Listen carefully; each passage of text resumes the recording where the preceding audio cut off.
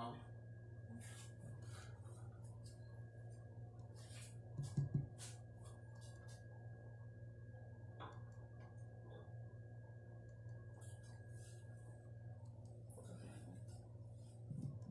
Graça e paz, meus irmãos. Bom dia a todos. Mais um domingo aqui na presença do Senhor. Mais um domingo aqui juntos para aprendermos um pouco da palavra do Senhor, para lermos e meditarmos nas Santas Escrituras. Quero aqui deixar meus cumprimentos aos meus irmãos em Cristo Jesus da Igreja Batista na comunidade do Chié. Deixar aqui o meu forte abraço a cada um de vocês, aos seus familiares, aos congregados na nossa igreja que podem estar assistindo agora. A você que ainda não é cristão, que talvez até ainda não participou conosco em nossa igreja, quero também estender a você o meu abraço e o meu cumprimento. Abram comigo as suas Bíblias, vamos dar início à nossa aula de hoje. Nós estamos na terceira aula, desde que assumimos essa esfera digital. Abram comigo as suas Bíblias no Evangelho escrito por Mateus, no capítulo 16. Vamos dar uma continuidade às aulas que nós já vemos tendo. O Evangelho escrito por Mateus, capítulo 16.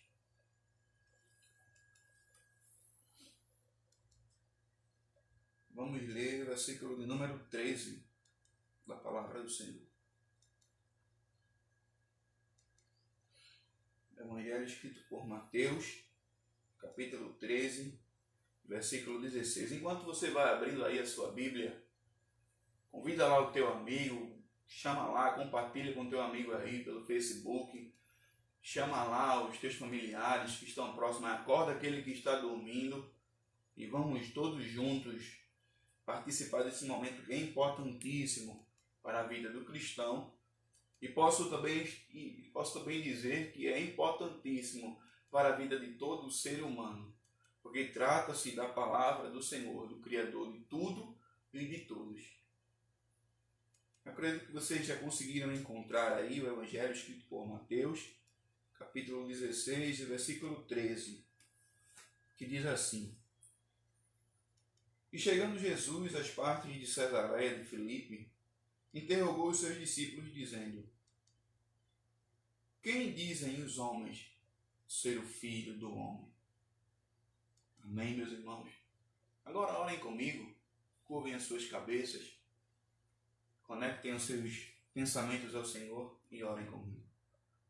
Querido Deus, soberano Pai, Deus, te agradeço, Senhor, por mais um dia na Tua presença, por mais uma semana, Senhor, que se inicia, Pai. Te agradeço por todos os livramentos, Pai, que o Senhor nos tem concedido, Senhor. Aqueles que nós podemos ver e até aqueles que não podemos ver, Senhor. Pai, te agradeço por mais uma aula, Senhor, um domingo em Tua presença, Senhor. Pai, eu te peço agora que use-me, Senhor, como Teu instrumento, Senhor. Que o Teu Espírito Santo, Pai, seja o real professor, Senhor. Que Ele venha falar através da minha boca, Senhor. E venha nos instruir em Sua palavra, Pai. É o que eu te peço, em nome de Jesus. Amém. Glória a Deus, meus irmãos. Aleluia. Como eu já estava dizendo, vamos continuar as nossas aulas. A primeira aula que tivemos tinha como título Segurança Eterna. E nós tratamos um pouco sobre salvação, sobre a segurança que o cristão deve ter em tempos difíceis e em tempos de tranquilidade, em tempos de abundância e prosperidade, que é a segurança da vida eterna. Essa é a segurança que o cristão deve se agarrar. Na nossa segunda aula, nós estudamos sobre o sacrifício pascual. O sacrifício de Jesus Cristo. Para que nós pudéssemos obter essa segurança eterna. Mas já que nós estudamos, vimos um pouco sobre a segurança eterna, a vida eterna, que é oferecida por Jesus Cristo na cruz do Calvário. E nós vemos o sacrifício dele. Hoje eu quero estudar com vocês, hoje eu quero ver com vocês quem é aquele que se sacrificou. Quem é Jesus? Essa é a pergunta que eu quero embasar a aula de hoje. E ela está aqui no quadro.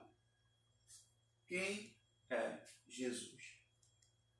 Foi isso que ele perguntou aos seus discípulos. Quem dizem os homens ser o Filho do Homem? Para você, quem é Jesus? Nós vamos hoje mergulhar um pouco na história. Vamos mergulhar um pouco na história bíblica e no histórico humano também da pessoa de Jesus Cristo. Quero começar, irmãos, trazendo para vocês algumas informações sobre o seu nascimento. Vocês bem sabem que a Bíblia nos registra isso no Evangelho de Lucas, capítulo 2. Mas ela não nos traz assim tantos detalhes, né? Pois vamos lá. O nosso Cristo, estudiosos dizem que ele provavelmente deve ter nascido em meados do século I. Vamos lá. Século I. Sabemos, claro, que o nosso 25 de dezembro, que é comemorado, ele só veio ser abraçado pela igreja, essa data só veio a ser um momento de homenagem, um marco, um memorial, em meados do século IV.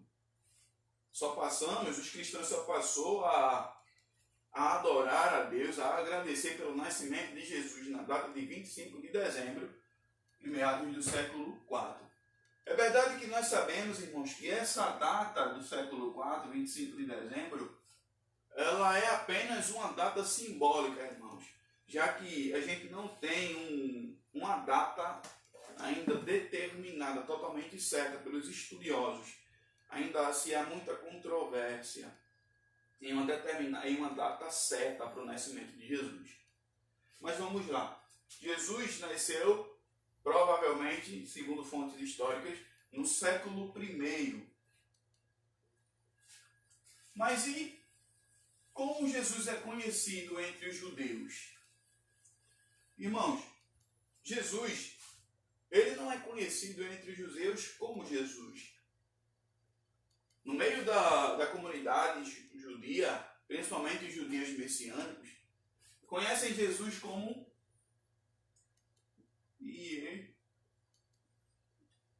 Yeshua.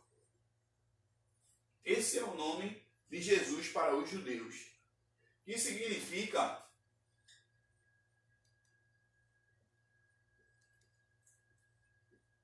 salvação. Foi isso que o anjo disse a Maria quando chegou próximo a ela, disse qual nome ela deveria colocar no menino e ainda disse mais: ele salvará o seu povo do pecado. Então vamos lá. O nome de Jesus, no meio da comunidade judia, principalmente os judeus messiânicos, se chama Yeshua. Esse Jesus, irmãos, ele vem sendo profetizado, o nome dele, a pessoa dele vem surgindo desde os primórdios do povo de Deus. Profecias há, irmãos, muito antigas, muito antes, anos e anos antes do nascimento de Jesus, falando sobre ele. Abram a sua Bíblia comigo em Gênesis, capítulo 13, versículo 15. A primeira profecia messiânica, ou seja, a primeira profecia de Jesus, falando sobre Jesus, foi o próprio Deus quem proferiu. Gênesis capítulo 13, versículo 15. Abra comigo a sua Bíblia.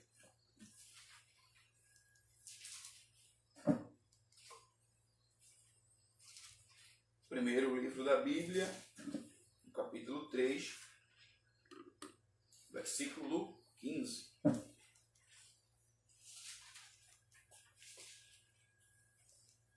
Acompanhe comigo. Está escrito assim: e porei inimizade entre ti e a mulher, e entre a tua semente e a sua semente.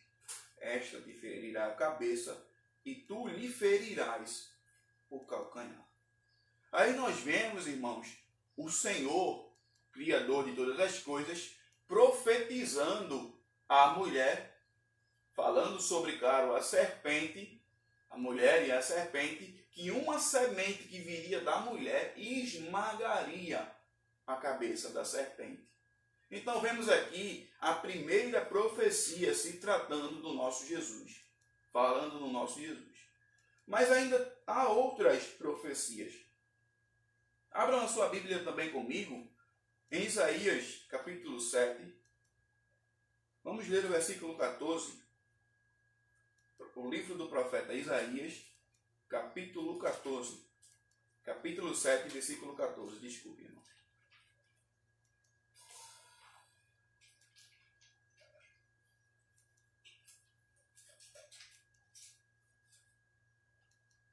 Está escrito assim: portanto, o mesmo Senhor vos dará um sinal.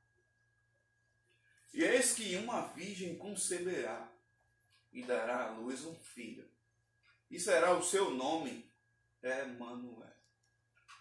Veja aqui claramente, irmãos, o profeta Isaías, o profeta conhecido como profeta messiânico, profetizando acerca de uma virgem que daria à luz um menino, um filho. E o seu nome seria Emanuel, que na sua tradução é Deus conosco, ou Deus entre os homens. Veja ainda, irmãos, ainda no livro do profeta Isaías, no capítulo 9 e no versículo de número 6, nós vemos outra profecia do mesmo profeta falando dessa criança extraordinária que nasceria. Está escrito assim, Isaías 9 e 6. Acompanhe aí na sua casa. Porque um menino nos nasceu, um filho se nos deu, e o principado está sobre os seus ombros, e o seu nome será Maravilhoso Conselheiro, Deus Forte, Pai da Eternidade e Príncipe da Paz. Então veja que há muitos e muitos anos antes de Jesus nascer, já haviam profetizado sobre o seu nascimento. Já haviam profetizado sobre esse menino que seria maravilhoso, que seria o Pai da eternidade, que seria o Príncipe da Paz. Mas vamos continuar aqui, irmãos. A Bíblia vai nos contando, no capítulo 2 de Lucas, que Jesus, ele nasce, irmãos, na cidade. Vocês lembram qual cidade Jesus nasceu? Vocês lembram? Claro que lembram. Bem facinho. Todos nós conhecemos. Na cidade de Belém. Belém da Judéia. Conhecida como cidade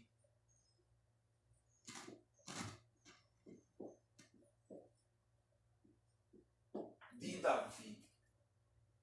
A Bíblia diz que eles moravam em Nazaré. Maria e José, o seu pai, moravam em Nazaré. Ali na província da Galileia, por ali. E então, há um convocamento a alistar-se. E esse alistamento, irmãos, é algo como se... é algo semelhante à nossa declaração de imposto de renda. Naquela época, eles tinham que retornar à sua cidade natal para declarar quantas pessoas tinham em sua casa, coisa desse tipo, qual a renda da família. E isso eles faziam em submissão ao governo romano. A Bíblia diz que nessa época, irmãos, a mãe de Jesus, ou melhor, Maria, estava grávida do nosso Senhor.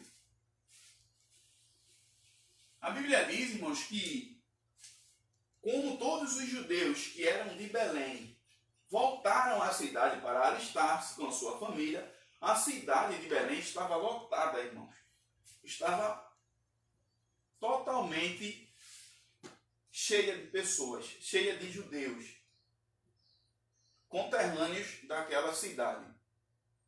Agora vejam comigo, a Bíblia diz que quando eles chegam na cidade, não há estalagem para eles.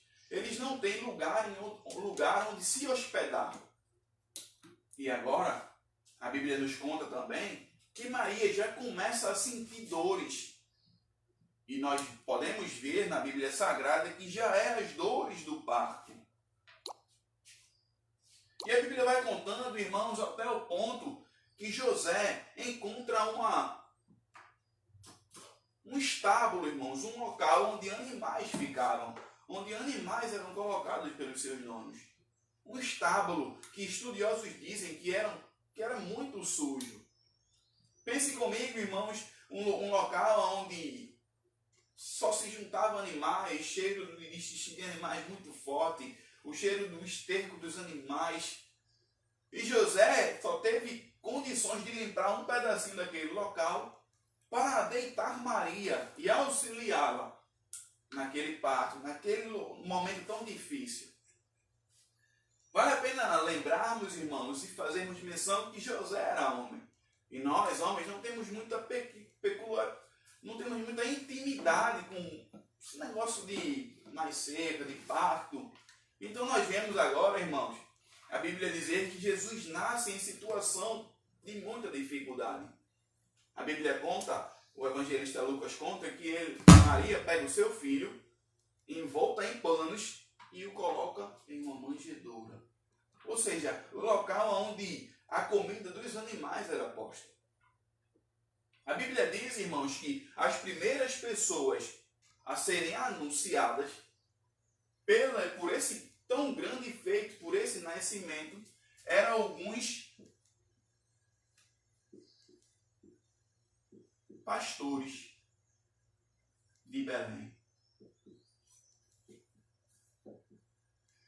A Bíblia diz que os pastores estavam fora da cidade cuidando das suas ovelhas e anjos apareceram e disseram a eles: eu vos trago boas novas de salvação. Continua dizendo, uma criança nasceu, um menino. E diz mais agora: hosana a Deus nas alturas e paz na terra entre os homens. E a Bíblia diz, irmãos, que naquele momento, quando os anjos foram embora, aqueles pastores decidiram em seu coração: nós temos que ver com nossos próprios olhos isso que nos foi anunciado. Mas a Bíblia também diz, irmãos, que além dos pastores, 3 reis magos vindo da Etiópia já vinha seguindo, irmãos, um sinal que eles dizem ser a estrela que estava sobre Belém. Eles foram, irmãos, por se tratar de um rei, por se tratar do nascimento da realeza, eles foram diretamente no rei Herodes. Eles nunca imaginariam que um rei nasceria numa manjedoura, num estábulo de animais. Por isso que o primeiro local que eles foram ter com Herodes. Chegando lá, eles perguntam: aonde está a criança nascida rei dos judeus? Herodes fica sem saber do que eles estavam falando, e até que ele manda um dos seus servos ir buscar as escrituras, que é justamente essa, irmãos, uma escritura, uma profecia que dizia exatamente onde o Filho de Deus nasceria. Abra comigo a sua Bíblia no livro do profeta Miqueias. Livro do profeta Miqueias, capítulo 5 e o versículo de número 2 da palavra de Deus. Que está escrito assim: e tu, Belém, Efrata, posto que pequena entre milhares de Judá, de ti me sairá o que será Senhor em Israel, e cujas origens são desde os tempos antigos, desde os dias da eternidade. Essa profecia, irmãos, foi lida para Herodes, naquele momento, por um dos seus sábios. E ele, sem saber de onde viria essa criança, de que local de Belém, onde ela estava, aonde havia nascido em Belém aquela criança, ele, com muita astúcia e hipocrisia, diz aos reis: olha, vão, achem essa criança, e quando vocês acharem, venham até mim e me informem isso, para que eu também possa prestar as devidas homenagens ao rei. Mas nós sabemos, irmãos, que a intenção dele era pôr um fim naquela criança, porque Herodes e Roma não queriam uma concorrência naquela época, ao julgar pelo grau de lucro, de riquezas que Roma conseguia em cima do povo de Israel. Mas vamos continuar. A Bíblia diz que Herodes,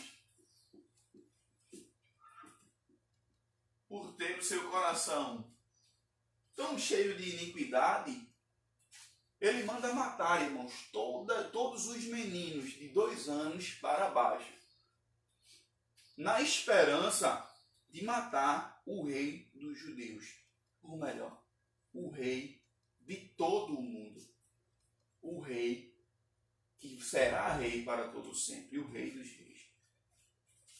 A Bíblia conta que o Senhor fala com o pai de Jesus, fala com José, dizendo: olha, foge para o Egito, porque vão tentar matar a criança, vão tentar fazer mal a vocês. A Bíblia diz que José pega Maria, o seu filho, e foge para o Egito, até que Herodes morre. E o Senhor fala com ele, diz: olha, volta para a tua terra, porque aquele que queria fazer mal a você, que queria fazer mal ao menino, já não existe mais.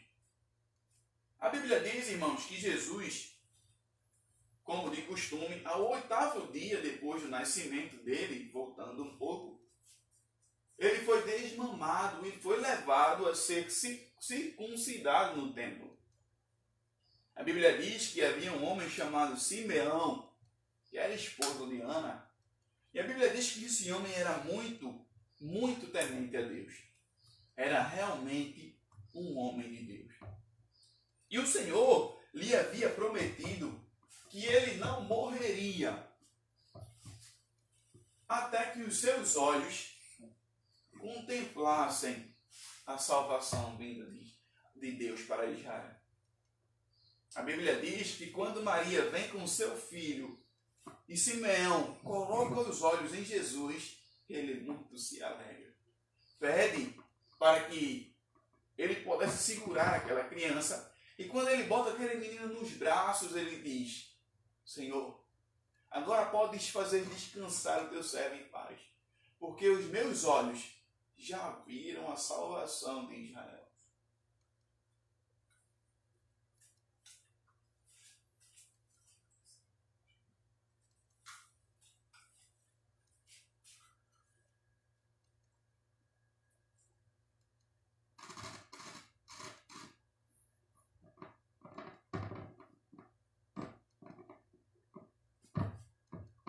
Pronto, irmãos, para melhorar um pouco aqui o áudio aí para vocês, o Mateus me arrumou um microfonezinho melhor. Então vamos lá. Simeão, quando vê aquela criança, ele muito se alegra, irmãos. Eu posso até imaginar os olhos de Simeão cheios de lágrimas, irmãos. Posso até imaginar ele dizendo: agora eu posso morrer em paz, porque os meus olhos podem contemplar a salvação do meu povo. Ao julgar, irmãos, pelo grau de submissão que Israel se encontrava naquele momento, Roma governava Israel com mão de ferro, irmãos, oprimindo mesmo os judeus, desrespeitando, irmãos, a cada cidadão israelita. A Bíblia diz, irmãos, que a partir daí eles voltam para Nazaré. José, Maria e o garotinho Jesus. Mas a Bíblia diz que eles vieram novamente, alguns anos depois, para a celebração da Páscoa do Senhor. A Bíblia diz, irmãos, e aí é a última aparição do filho do pai de Jesus, José. Depois dessa aparição, irmãos, depois desse texto, desse registro, o pai de Jesus já não aparece mais nas Escrituras. É como eu disse a vocês na aula passada, é possível que anos depois desse acontecimento, desse registro, José tenha morrido. E aí Jesus teve que assumir a responsabilidade da casa. Mas vamos ao texto. A Bíblia diz que Jesus é levado novamente à cidade de Jerusalém com seus pais para a celebração da Páscoa do Senhor. Chegando lá, eles celebram o Senhor, fazem os seus sacrifícios, participam daquela linda festa junto com todos os seus irmãos e depois retornam para casa. Porém, José e Maria, eles não perceberam que Jesus ficara para trás. Pensando eles, talvez, que depois encontraria Jesus entre os parentes, caminharam o caminho de um dia, até perceber que Jesus não estava entre eles. José e Maria, então, voltam à cidade de Jerusalém, procurando Jesus, até o encontrar no templo, irmãos. E a Bíblia diz que ele estava ensinando os doutores da lei. Pense comigo, irmãos. A Bíblia registra que Jesus, nessa época, tinha 12 anos de idade. Uma criança, um garotinho. E já tinha uma sabedoria tamanha ao ponto de deixar os sábios da época, irmãos, de boca aberta. A Bíblia diz que os sábios e as pessoas que estavam ali naquele momento ouvindo Jesus ficaram pasmadas e perguntavam entre si de onde ele tirava toda aquela sabedoria, de onde ele tirava todo aquele conhecimento. Até que o seu pai Maria, seu pai José e sua mãe Maria o encontram. E expressam a ele toda a preocupação. Meu filho, onde você estava? Nós estávamos procurando, estávamos preocupados. E ele disse, por que vocês estavam preocupados? Vocês não sabiam que eu tinha que cuidar dos assuntos do meu pai. Com 12 anos, irmãos, ele já tinha em mente que ele era diferente. Que ele tinha uma missão, irmãos, e se essa missão se tratava do reino de Deus. E a Bíblia agora, irmãos, vai nos deixar uma distância, vai nos deixar um largo muito grande, irmãos, porque daí em diante nós não temos mais registro nenhum da infância de Jesus. Um tempo atrás, eu tentei buscar o máximo de informações sobre a vida de Jesus, porém, não consegui encontrar nenhuma informação sobre a infância de Jesus desde esse período em diante. O nosso Cristo agora só aparece, irmãos, já grande, com seus 30 anos de idade. Já pronto, irmãos, para assumir a missão que lhe havia sido outorgada. Agora a Bíblia, meus irmãos, vem nos falar agora de Jesus já grande. Lembra do texto lido do capítulo 1 de João, da aula passada? É quando Jesus se aproxima de João Batista, e João Batista diz, eis o Cordeiro de Deus que tira o pecado do mundo. Dali em diante, Jesus começa a ser visto publicamente. Jesus ali começa a juntar seguidores, chama os seus discípulos para aí sim iniciar a sua missão.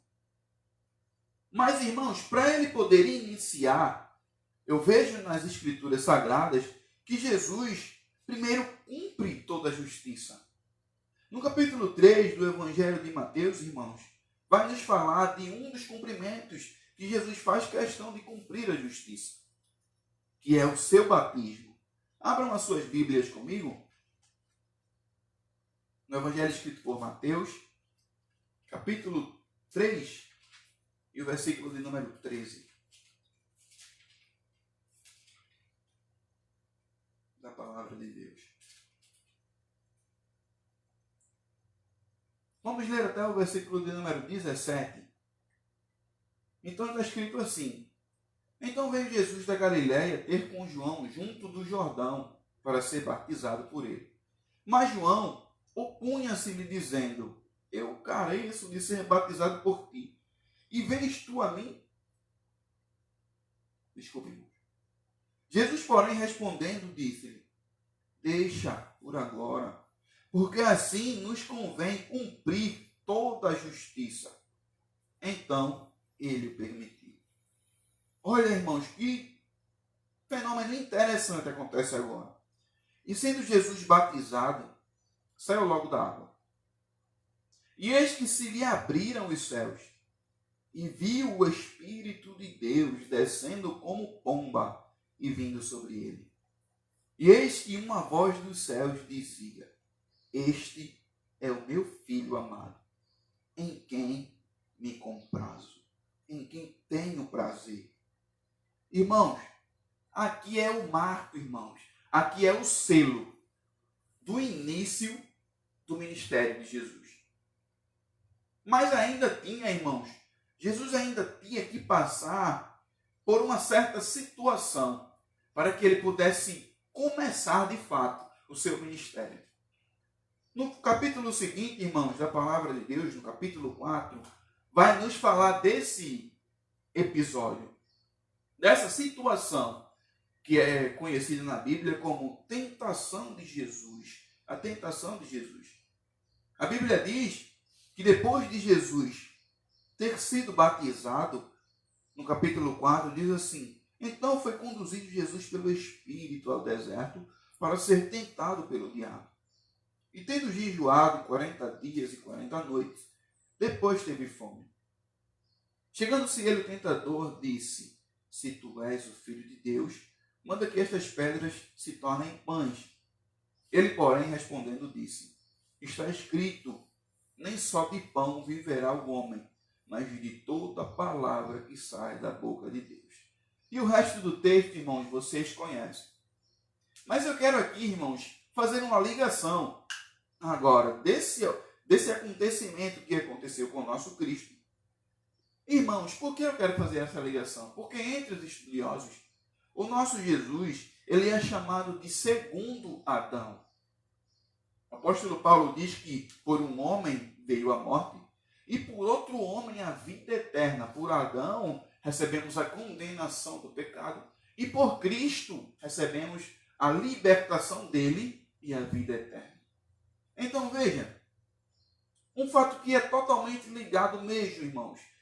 Nós vemos Adão lá no Gênesis, no início de tudo, naquele jardim maravilhoso, ser tentado pelo inimigo das nossas almas.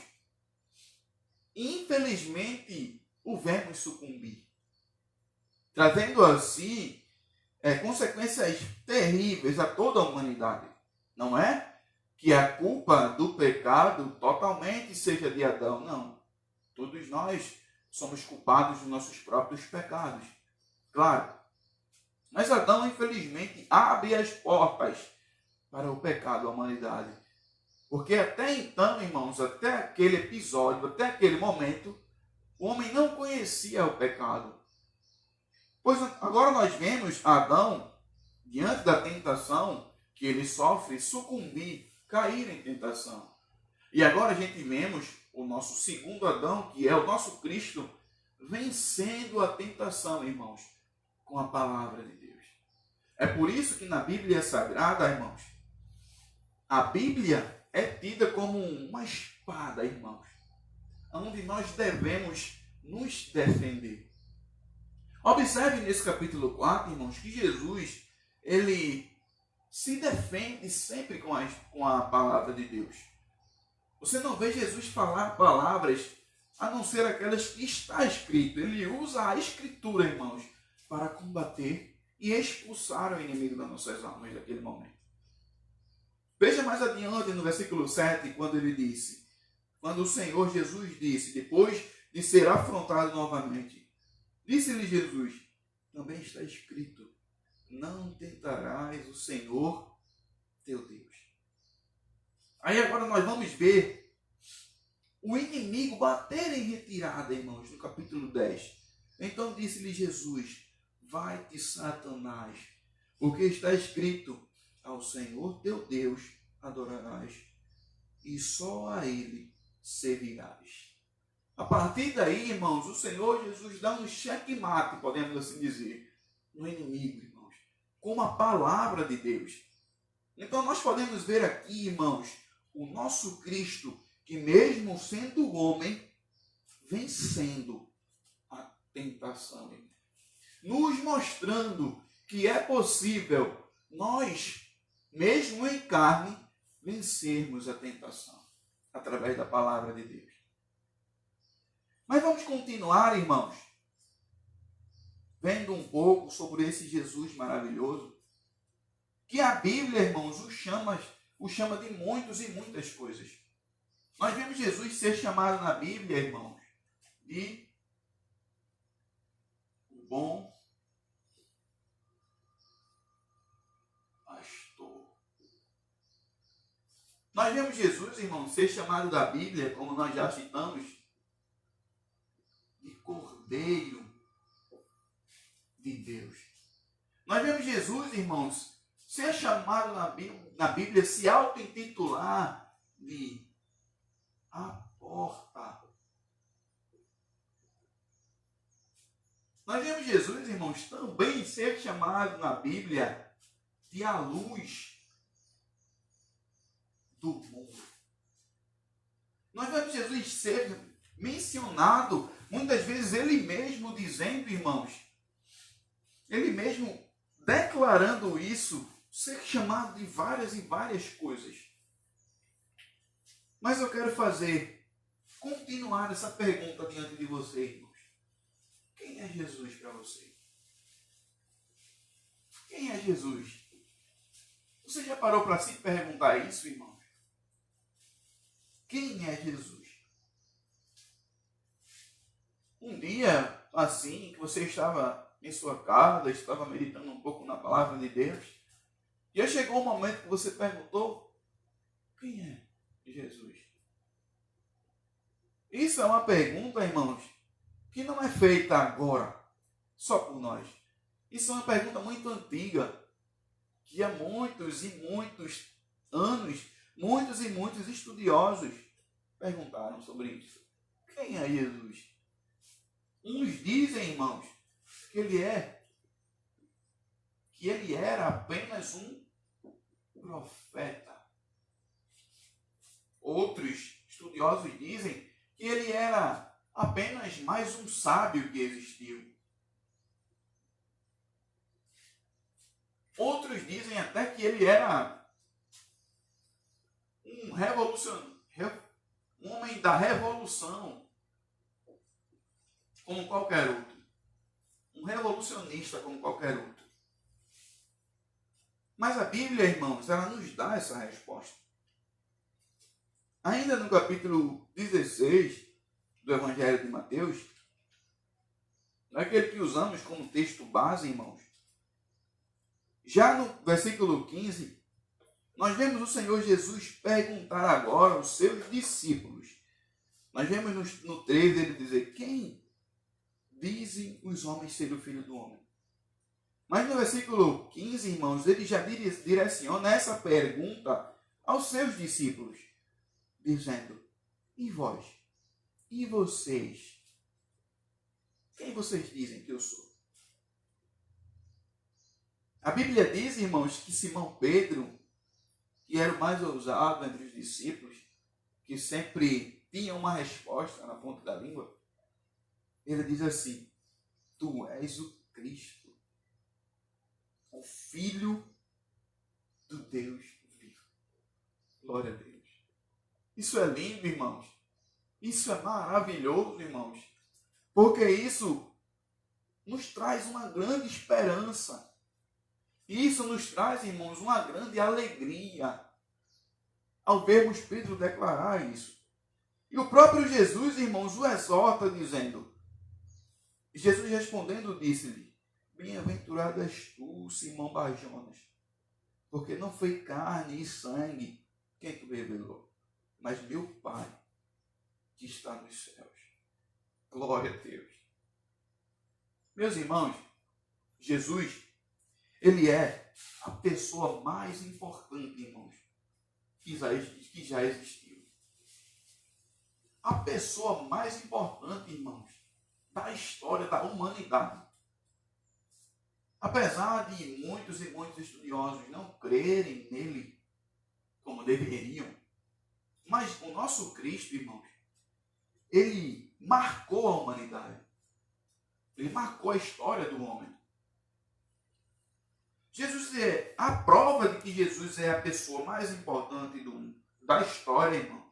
É porque a nossa história, ela foi dividida em antes e depois de Jesus. No seu livro de história, irmãos, quando ele quer relatar sobre algum fato histórico, ele vai falar sobre o fato e vai dizer, não sei quantos anos antes de Cristo. Entendem agora?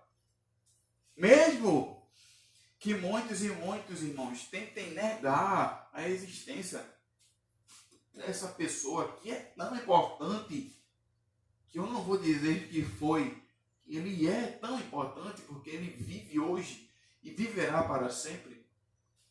Mesmo muitas pessoas, muitos certos sábios tentarem apagar a existência dessa pessoa maravilhosa, eles não conseguem. Porque ele ficou marcado na história, irmãos, da humanidade. Ele marcou o ciclo da vida humana. As profecias, irmãos, ditas sobre ele são reais e se cumpriram na íntegra, irmãos. O próprio Deus profetiza sobre essa pessoa maravilhosa. Ele disse que da semente da mulher surgiria um que esmagaria a cabeça da serpente. E isso ainda não aconteceu, irmãos, mas vai acontecer. Essa profecia se cumpriu em parte, porque a semente já surgiu.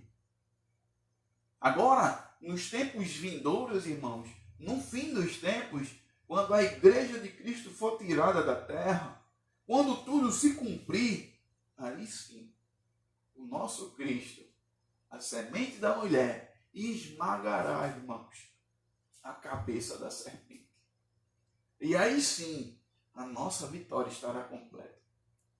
E eu me atrevo a dizer, irmãos, que não está muito longe, não. Está bem próximo, está bem próximo. Creia nisso. Meus irmãos, a Bíblia nos fala também, no capítulo 1 de João, a Bíblia vai agora, irmãos, nos relatar, vai mostrar mais uma forma de como Jesus é chamado. Os evangelhos, irmãos, que nos falam sobre o nascimento de Jesus, são apenas dois. Lucas e o evangelho escrito por Mateus. Eles nos traz essas informações sobre o nascimento de Jesus.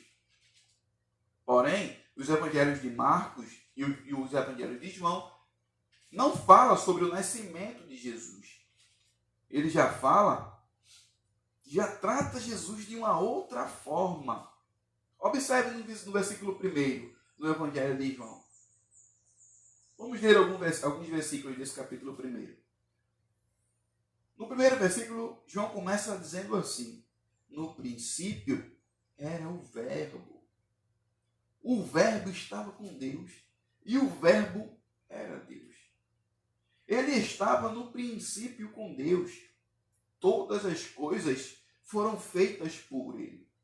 E sem ele, nada do que foi feito se fez. Nele estava a vida, e a vida era a luz dos homens. E a luz resplandece nas trevas, e as trevas não a compreenderam. Houve um homem enviado de Deus cujo nome era João Batista. Este veio para dar testemunho, para testificar-se da luz, para que todos crescem. Não era ele a luz, mas veio para que testificasse a luz. Ali estava a luz verdadeira, que alumia todo homem que vem ao mundo. Aqui já falava de Jesus. Aqui João já está falando de Jesus. Ali estava a luz que alumia todos os homens. Por que, irmão João, o evangelista João, usa essa expressão luz? Ali estava a luz. Irmãos, porque nós bem sabemos que o mundo, irmãos, jaz em umas trevas profundas por causa do pecado. Toda malícia, irmãos, toda maldade, toda iniquidade que está posta sobre a humanidade, irmãos, torna ela mais escura. Torna ela totalmente em trevas. Mas aí eu vejo meu Cristo dizendo, eu sou a luz do mundo. Glória a Deus. Jesus é lindo, irmãos. Jesus é lindo porque ele sempre se adapta. Ele sempre nos traz, irmãos, uma expressão baseada naquilo que está à sua volta. Para que assim a gente possa compreender melhor o que ele está falando. João fala ainda no primeiro capítulo, irmãos, que Jesus veio para aqueles que eram dele, veio para os que eram seus. Ou seja, até ali, irmãos, até a vinda de Jesus, até a entrega de Jesus, até o seu sacrifício, nós éramos apenas criaturas de Deus. Éramos apenas a criação de Deus aqui na terra. Mas a partir do momento, irmãos, que o povo de Israel o rejeitou, mas isso, irmãos, já fazia parte de um plano maior. Porque os israelitas, quando rejeitaram a Jesus, nós, os gentios, como somos chamados na Bíblia Sagrada, nós, os gentios, recebemos, irmãos, o poder, a graça, a bênção, irmãos, de sermos feitos filhos de Deus. E o cuidado de Jesus, irmãos, para com os seus é tão grande que ele usa sempre algumas metáforas para falar sobre isso. Veja no capítulo 10, irmãos, do Evangelho de João, quando ele diz assim, glória a Deus. Quando ele diz assim, irmãos, no versículo 9 do capítulo 10, eu sou a porta. Se alguém entrar por mim, salvar-se-á. E entrará, e sairá, e achará pastagens. O ladrão não vem senão a roubar, a matar e a destruir. Eu vim para que tenham vida e a tenham com abundância. Aí no versículo 11, irmãos, olha a declaração dele. Eu sou o bom pastor. O bom pastor dá a sua vida pelas ovelhas. O grau, irmãos, de cuidado, o grau de amor de Jesus é tão grande, irmãos, que ele usa essa metáfora do pastor para com as suas ovelhas. Observe, irmãos, um pouco da história de um pastor. Veja como funciona. Um pastor, ele tem que ficar dias, irmãos, longe de casa, para poder cuidar das suas ovelhas. Lembram quando falamos aqui, citamos do capítulo 2 de Lucas, que os pastores estavam fora da cidade, cuidando das ovelhas? Irmãos, a Bíblia diz que já era tarde da noite, irmãos. Ou seja, aqueles pastores estavam dormindo no relento para cuidar das suas ovelhas. Aí agora, irmãos, eu me lembro também do salmista Davi. Quando ele declara, irmãos, diante do rei Saul, que ele enfrentou situações muito perigosas para proteger as suas ovelhas. Ou melhor, as ovelhas que estavam sob o seu cuidado, que no caso eram as ovelhas do seu pai. A Bíblia diz que Davi conta para o rei que um urso atacou uma das ovelhas. E ele, com as suas próprias mãos, matou aquele animal. Agora observe, irmãos, eu acredito que vocês já viram um urso pela TV, ou sei lá, em algum zoológico. Irmãos, um urso é muito grande, irmãos, é muito forte. Não tem como, irmãos, naturalmente, um garoto que tinha aproximadamente, segundo fontes históricas, 17 anos, mais ou menos, na época da Vitinha.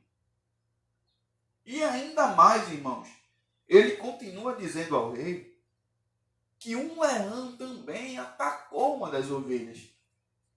E ele, com as suas próprias mãos, matou aquele leão e libertou as ovelhas. Aí eu vejo agora, irmãos, é por isso que Davi, por conhecer bem esse ofício, fala no Salmo 23 com tanta peculiaridade, falando sobre o bom pastor, falando do Senhor, que é o pastor que cuida, que guarda, que guia, que dá descanso, que refrigera a alma dos seus. Entendem agora? Aí agora eu vejo o meu Jesus falar para um público que conhecia bem também esse ofício. Porque os israelitas, irmãos, eles tinham esse ofício com muita, como é que eu posso dizer? Muita normalidade, era muito comum, irmãos, pastores de ovelha em Israel. A ovelha, irmãos, era um bom recurso, a sua lã e muitos outros atributos que eram trazidos por ela. Então, a maioria dos judeus compravam, cuidavam, tinham ovelhas em sua posse. Eles sabiam do cuidado que tinha que ter com as ovelhas. Uma ovelha, irmãos, ela não podia se alimentar de qualquer pasto. Uma ovelha não tomava água em água corrente. Uma ovelha, irmãos, não tem como se defender de qualquer predador que seja. Ela não tem presas, ela não tem garras. Ela simplesmente depende da proteção do seu pastor. Glória a Deus. Aí eu vejo Jesus Cristo agora, irmãos, passar isso para os seus discípulos e para nós também, que teríamos acesso a isso posteriormente. Quando ele diz, eu sou o bom pastor. O bom pastor dá a sua vida pelas ovelhas. Ele está dizendo, eu me entrego por vocês. Eu dou a minha vida por vocês, pelas minhas ovelhas. Irmãos, eu acredito que vocês já têm, irmãos, a resposta para essa pergunta. Quem é Jesus para vocês? Quem é Jesus para vocês? Agora você consegue entender? Agora você já tem essa resposta? Quando alguém, infelizmente estamos cercados de pessoas assim, incrédulas, irmãos. Quando essas pessoas, em alguma ocasião, vinham nos perguntar, quem é Jesus? Encontramos muitas dessas pessoas, irmãos. Infelizmente, encontramos pessoas assim. Quando essas pessoas, irmãos, perguntar quem é Jesus, você tem inúmeras respostas, irmãos, para dar.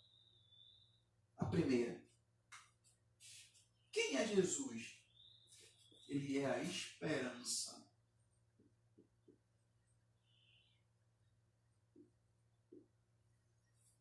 De uma herança vindoura.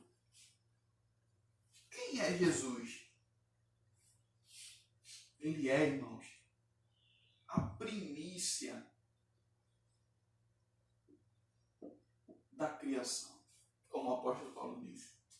A primícia, a primeira coisa a ser criada. Quem é Jesus? Ele é, irmãos, minha salvação. Tantas respostas nós temos. Quem é Jesus? Vamos usar a resposta bíblica agora para encerrarmos. Quem é Jesus? O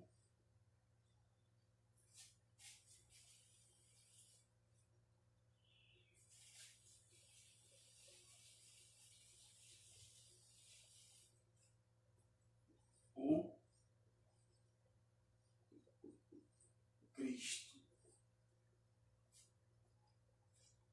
E você sabe, irmãos, o que significa essa palavra Cristo? Essa palavra, irmão, significa ungido.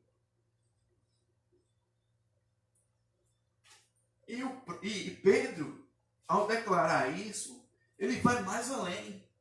Ele diz mais: tu és o Filho do Deus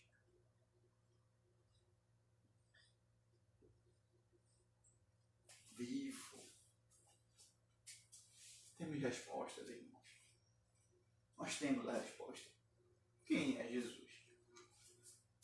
O Filho do Deus vivo. É a esperança que nós temos. A primícia da criação. O bom pastor. A luz do mundo. O pão vivo que desceu do céu. Ele é aquele que fornece a água da vida. Como ele disse à mulher no capítulo 4 de João, a mulher samaritana. Irmão, Jesus, ele é o nosso rei. A Bíblia diz, para encerrar, irmãos, em Apocalipse, que quando Jesus vier com a sua igreja, ele vai ter escrito em sua coxa, irmãos, Rei dos reis e Senhor dos senhores. Glória a Deus. Aleluia. Eu quero encerrar por aqui, irmãos. Espero que tenha sido claro. Espero que vocês tenham entendido, irmãos. Quem é esse Jesus que nós seguimos? Quem é esse Jesus que pede a nós que larguemos a nossa vida por amor a Ele? E que cá para nós, irmãos, vale muito a pena. Vale muito a pena, irmãos, largarmos tudo. Por causa desse homem.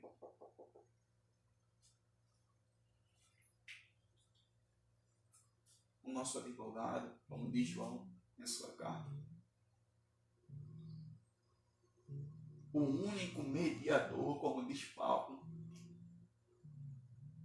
ele é tudo que necessitamos, irmãos. Ele é o Cristo, o Filho do Deus vivo. Irmãos, quero lembrar a vocês, irmãos, do culto à noite, que com certeza será uma bênção do Senhor. Acompanhe, participe, compartilhe com seus amigos, compartilhe, irmãos, chama todo mundo. Vamos divulgar a palavra de Deus. Nesse momento difícil, em vez de estar assistirmos, irmãos, essas programações, todas essas informações, irmãos, sobre tudo o que está acontecendo. Vocês querem um conselho de irmão? Só basta você ver isso, irmãos, uma vez por dia. Tá bom?